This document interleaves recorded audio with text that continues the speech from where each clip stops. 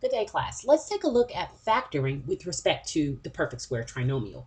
Well, factoring in general, I could take any number, for example, the number 21, and I could factor it, or in other words, unmultiply it. Factoring by definition is to unmultiply. So I'm showing which numbers have been multiplied to represent my original number. In this case, 7 and 3 have been multiplied. Well, in terms of a perfect square, I may have, if I recognize a perfect square, then I'll note that the numbers that have been multiplied to make that original value is the same number, 5 times 5, for example. And I can actually take this one a step further because I can rewrite 5 times 5 as 5 squared. I've simply unmultiplied my original term or my original expression. So let's take it to the next level. If I can recognize that an expression is a perfect square trinomial, then I can also unmultiply this very quickly and very easily. So my task is to take a trinomial. This is a trinomial because I have 3 terms. X squared is my first term, 6x is my second term, and 9 is my third term. They are in descending order with respect to the powers of x. And so I recognize this as a perfect square trinomial. Why? Because my first term is perfect, my last term is perfect, and my middle term and my last term have a very close relationship. Now the kicker is to recognize what is their relationship. Well, let's start with the middle term. If I take that 6, divide it by 2, or cut it in half, you hear sometimes, it yields 3.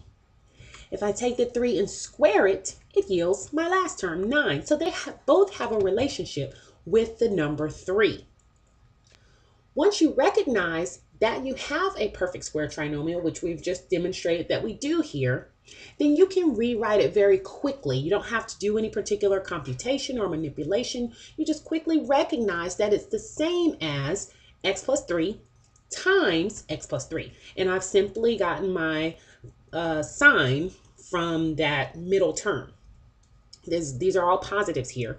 But at any rate, this is a perfect square because x plus 3 has been multiplied by itself, by x plus 3. And you can prove that by using FOIL. If you multiply this back out, x plus 3 times x plus 3, you'll use FOIL to do that. You'll actually get your original term back, or your original expression, x squared plus 6x plus 9. So this is the factored form of x squared plus 6x plus 9, x plus 3 times x plus 3. But don't forget, just like we rewrote 5 times 5 as 5 raised to the second power, we can also rewrite x plus 3 raised to the second power, because this is the final factored form of our perfect square trinomial x squared plus 6x plus 9. In our last example, recognize I've got a first term that's perfect, a last term that's perfect. The middle term and the last terms have a very, very close relationship. That 24 cut in half yields 12. That 12 squared yields 144. Therefore, 12 is my magic number, if you will. Therefore, I can rewrite this expression as x minus 12 times x minus 12. Those two quantities multiplied by each other. Where did I get my sign? From that middle term. X minus 12 times itself is the same thing as x minus 12 quantity squared.